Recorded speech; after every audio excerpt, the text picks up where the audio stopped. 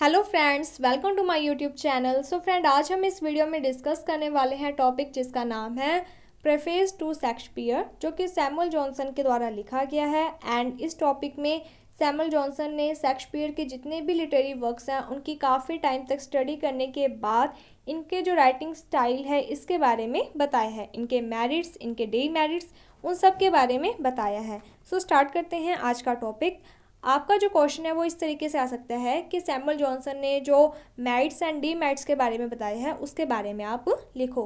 तो आपको क्या करना है कि सबसे पहले आप इंट्रोडक्शन का पॉइंट बनाओगे, तो कुछ बातें आपको इंट्रोडक्शन में लिखनी है। देन आप मेरिट्स का पॉइंट बनाकर 3 या 4 मेरिट्स, यानी कि जो शेक्सपियर के राइटिंग स्टाइल की अच्छी बातें हैं वो आपको बतानी है। उसके बाद आप डीमेरिट का पॉइंट बनाओगे और आपको 3 से 4 डीमेरिट्स के पॉइंट बनाकर अपना आंसर लिखना है।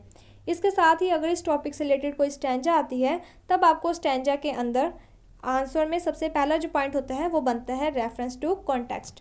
तो रेफरेंस टू कॉन्टेक्स्ट में जो बातें आप लिखोगे वो आप सेम इंट्रोडक्शन वाली बातें लिख सकते हो, बस आपको पॉइंट का नेम चेंज करना है। इंट्रोडक्शन की जगह आपको रेफरेंस टू कॉन्टेक्स्ट लिखना है, बाकी जो बातें हैं वो सेम ही रहेंगी। सो स्टार्ट करते हैं आज का topic, preface to Shakespeare.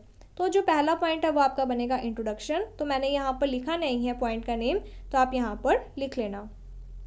Preface to Shakespeare is a literary criticism essay written by Samuel Johnson in 1765। अगर आपको ईयर याद रहता है तो आप लिख लेना, अदरवाइज आप इसे कट भी कर सकते हो। तो ये जो टॉपिक है प्रेफेस टू शेक्सपियर, ये सैमुअल जॉनसन के द्वारा लिखा गया है। और ये जो ऐसे है ये किस तरीके का है, तो ये लिटरेरी क्रिटिसिज्म पर बेस्ड है। The essay discuss the play of William Shakespeare and their merits।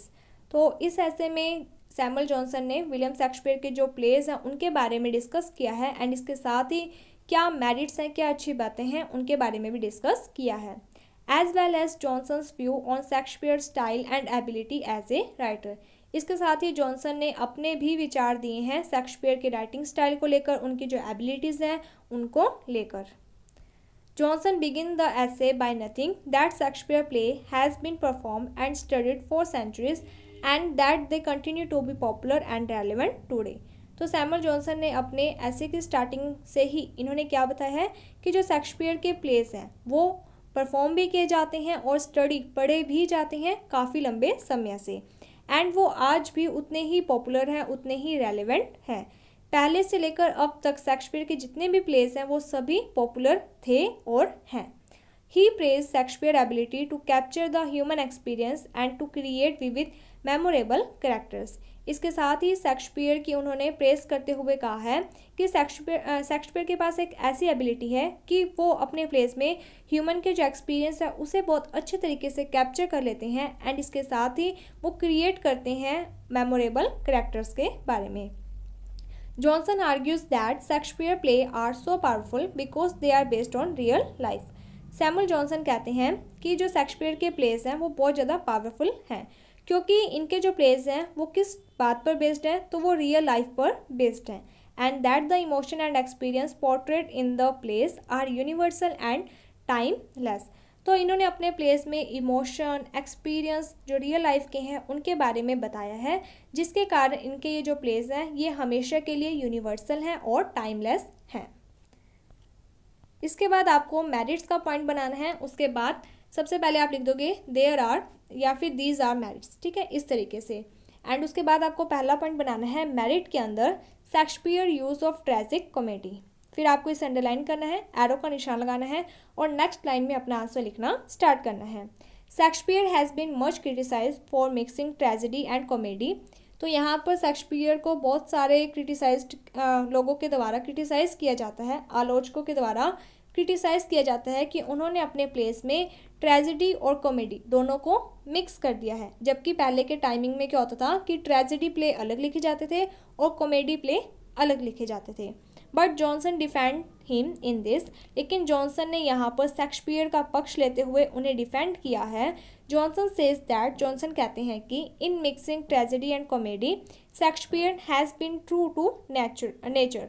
तो यहाँ पर जॉनसन क्या कहते हैं कि शेक्सपियर ने अपने प्लेस में ट्रेजेडी और कॉमेडी दोनों को मिक्स करके जो नेचर की रियलिटी है उसके बारे में बताया है। Because even in real life there is a mingling of good and evil, joy and sorrow, tears and smile. Etcetera. क्योंकि जो रियल लाइफ होती है उसमें भी ऐसा नहीं है कि हमेशा सुख ही रहता है या फिर हमेशा दुख ही रहता है। जो रियल लाइफ है वो एक मिक्सचर होती है गुड और एविल का, खुशी का और दुख का, टीयर्स एंड स्माइल्स का। This may be against the classical rule. हालांकि उनका ये जो राइटिंग स्टाइल है ये क्लासिकल रूल्स के अगेंस्ट है, but there is always an appeal open from criticism to nature. लेकिन यहाँ पर हमेशा ही अपील की गई है कि उन्हें क्रिटिसिज्म इस बात पर किया जाता है। Moreover tragic comedy being nearer to life combines within itself the pleasure and instruction of both tragedy and comedy। तो यहाँ पर ये जो ट्रेजिडी कॉमेडी है इसके थ्रू उन्होंने जो लाइफ है उसमें जो इंसिडेंट्स होते हैं उन सब का एक कॉम्बिनेशन करके अपने प्लेस में लिखा है, जिसके कारण हमें प्लेजर भी देखने को मिलता है और ट्रेजिडी वगैरह भी देखने को मिलती है। इसके बाद नेक्स्ट यहाँ पर लिखा हुआ है Shakespeare's use of tragic comedy does not weaken the effect of a tragedy. तो यहाँ पर जो शेक्सपियर ने अगर अपने प्लेस में ट्रेजिडी कॉमेडी का यूज़ भी किया है तो इससे ऐसा नहीं है कि उनकी ये जो ट्रेजिडी है उसके ऊपर इफ़ेक्ट पड़ता है या फिर वो वीक पड़ जाती है। ठीक है, ट्रेजिडी का अपना उतना ही प्रभाव रहता है भले उन्होंने इसमें कॉमेडी का यूज़ किया हो, because it does not interrupt the progress of patience. क्योंकि ये जो तरीका है उनका लिखने का, इस तरीके से उनका ये जो प्रोग्रेस है पैशन का वो कभी भी इंटरप्ट नहीं होता है। In fact Shakespeare knew that pleasure consist in variety. वास्तव में तो रियलिटी ये है कि शेक्सपियर को पता है कि जो प्लेजर होता है उसमें बहुत सारी वैरायटीज़ होती हैं। कंटिन्यूड मेलैंकली और grief is often not pleasing. तो उन्हें ये बात का पता है कि अगर वो अपने प्लेस में सिर्फ यानी कि ट्रेजिडी ही दिखाएंगे, ग्रीफ दिखाएंगे, दुख ही दिखाएंगे तो इससे वो जो प्लेस है वो ज़्यादा प्लीजिंग नहीं होंगे। Shakespeare had the power to move whether to tears और लाफ्टर। तो शेक्सपियर के पास ये पावर है कि वो किस तरीके से अपने प्ले में कॉमेडी से वो ट्रेजिडी एंड ट्रेजिडी से वो कॉमेडी में थोड़ा बहुत कन्वर्ट कर देते हैं। तो इसे कन्वर्ट करने का ये जो टैलेंट है ये भी किसी किसी में होता है। इसके बाद जो नेक्स्ट पॉइंट है वो आपका बनता है Shakespeare's comic genius. Johnson says that comedy come natural to Shakespeare. तो यहाँ पर जॉनसन कहते हैं कि ये जो कॉमेडी क्रिएट करने की आर्ट है ये शेक्सपियर के अंदर पहले से ही है। He seems to produce his comic scene without much labour. इसके साथ ही इन्हें अपने प्लेस में ये जो कॉमेडिक सीन होती हैं इससे प्रोड्यूस करने में, इन्हें क्रिएट करने में ज़्यादा लेबर लगाने की ज़रूरत नहीं पड़ती है। ठीक है, these scenes are durable and hence this popularity has not suffered with the passing of time. और ये जो कॉमेडिक सीन होते हैं ये ड्यूरेबल होते हैं, इसके साथ ही इनकी जो ये पॉपुलैरिटी होती है, प्रसिद्धि होती है, ये समय के साथ साथ कभी भी कम नहीं होती है। The language of his comic scene is the language of the real life which is neither gross nor over refined and has it has not grown obsolete. तो ये कहा गया है कि इनके जो कॉमिक सीन की लैंग्वेज है वो कैसी है, वो रियल लाइफ की जो लैंग्वेज है उसकी तरह है, ना तो ज़्यादा यानी कि बनावटी है, जिसके कारण ये जो लैंग्वेज है ये सभी के लिए यूनिवर्सल होती है और इसका जो इफ़ेक्ट है वो हमेशा बना रहता है। इसके बाद जो नेक्स्ट पॉइंट है वो आपका आएगा Johnson's defence to Shakespeare use of unity. तो 3 प्रकार की यूनिटी होती है, टाइम, प्लेस एंड एक्शन की। तो स्टार्ट करते हैं। Shakespeare histories are neither tragedy nor comedy and has he is not required to follow classical rule of unities. तो जो शेक्सपियर की हिस्ट्रीज़ है उसके अकॉर्डिंग ना तो ये ट्रेजिडी होती है ना ही ये कॉमेडी होती है, इसलिए इनको ज़रूरत ही नहीं है कि ये जो क्लासिकल रूल है यूनिटी का इसको फॉलो करने की। The only unity he need to maintain in his histories is the consistency and the naturalness. तो इनके ये जो भी प्लेस होते हैं ये ज़्यादातर किससे रिलेट होते हैं, हिस्ट्री से, जिसके कारण इनके लिए सबसे इंपॉर्टेंट चीज़ क्या होती है कि इनके ये जो प्लेस हैं ये कंसिस्टेंसी बनाए रखें, ये नेचुरलनेस बनाकर रखें। In his character and this he does so faithfully. तो इनको अपने करेक्टर में ये जो कंसिस्टेंसी है इनको अच्छे तरीके से बनाकर रखना चाहिए और ये ऐसा करते भी हैं। In other words in his other works, इनके दूसरे जितने भी वर्क्स हैं, he has well maintain the unity of action. इन्होंने अपने जितने भी वर्क्स हैं उसमें इन्होंने मेन चीज़ क्या मेंटेन रखी है, unity of action. His plot have the variety and complexity of nature. इनके ये जो प्लॉट्स होते हैं उसमें बहुत ज़्यादा वैरायटी होती है, बहुत ज़्यादा नेचर में कॉम्प्लेक्सिटी होती है। But have a beginning, middle and an end. लेकिन इनकी जो कोई भी प्लॉट लिखते हैं, कोई भी स्टोरी लिखते हैं, उसकी स्टार्टिंग भी होती है, उसका एक मिडल पॉइंट भी आता है और उसका एक एंड भी होता है। मीन्स कि जो कुछ भी लिखते हैं वो एक लॉजिक वे में लिखते हैं। And one event is logically connect with another, और जो इवेंट्स होते हैं स्टेप बाय स्टेप एक दूसरे से कनेक्ट भी होते हैं। The plot make gradual advancement towards the denouement. तो यहाँ पर इनका ये जो प्लॉट है ये किस तरीके से है, ये एडवांसमेंट से, यानी कि ये बढ़ते क्रम में होता है। जैसे कि कोई भी घटना आती है तो वो जितने भी इंसिडेंट्स होते हैं वो एक दूसरे से लॉजिकली कनेक्ट होते जाते हैं। तो इस तरीके से ये अपने राइटिंग स्टाइल में लिखते हैं। इसके बाद जो नेक्स्ट पॉइंट है वो इसी से रिलेटेड चल रहा है अभी। Shakespeare show no regard for the unity of time and place. तो जो शेक्सपियर है उन्होंने अपने प्लेस में टाइम एंड प्लेस से रिलेटेड जो यूनिटी है इसकी तरफ ज़्यादा ध्यान नहीं दिया है, इन्होंने मेन एक्शन की तरफ ज़्यादा ध्यान दिया है। According to Johnson this have trouble the poet more than it has pleased his audience. तो ये जो तरीका होता है इससे पोइट को भले ही प्रॉब्लम आ जाए लेकिन इससे जो ऑडियंस है उसे तो हमेशा प्लीज ही मिलती है। The observation of this unity is consider necessary to provide credibility of the drama. तो अगर हम इन यूनिटीज़ को ऑब्जर्व करते हैं तो हमें ये लगता है कि ये इम्पोर्टेंट होती है ड्रामा की विश्वसनीयता को बनाए रखने के लिए। But any fiction can never be real. तो इसके साथ ही सैमुअल जॉनसन कहते हैं कि कोई भी जो फिक्शन होता है वो रियल होता ही नहीं है। And the audience know this, और ऑडियंस को ये बात पता भी होती है। If a spectator can imagine the stage to be Alexandria and the character to be Antony and Cleopatra, he can surely imagine much more. तो अगर स्पेक्टेटर्स है जो उन्हें बस ये पता होना चाहिए कि ये जो स्टेज है वो अलेक्जेंड्रिया की तरह है और जो करेक्टर्स होते हैं वो एंटोनी एंड क्लोपेट्रा की तरह हैं, तो वो इमेजिन करते हैं। इन्होंने मेन बात ये कही है कि एक्शन ज़्यादा इंपॉर्टेंट होते हैं, उन्हें ये पता होना चाहिए कि करेक्टर्स कौन है, क्या इवेंट्स, क्या घटनाएं हो रही हैं, इसके बारे में ज़्यादा इंपॉर्टेंट पता होना चाहिए। ऑडियंस को टाइम एंड प्लेस इतना ज़्यादा वैल्यू नहीं रखता है। Drama is a delusion and the delusion has not limits. तो यहाँ पे उन्होंने कहा है कि जो ड्रामा है वो क्या है, एक प्रकार का इमेजिनेशन ही तो है और इमेजिनेशन की कोई भी लिमिट नहीं होती है। Therefore there is no absurdity in showing different action in different place। इसलिए कुछ भी बुरा नहीं है अगर वो अलग अलग एक्शन को अलग अलग जगह पर दिखाते हैं। अगर यूनिटी नहीं भी है टाइम, एक्शन और प्लेस के अंदर तो भी कोई फ़र्क नहीं पड़ता है।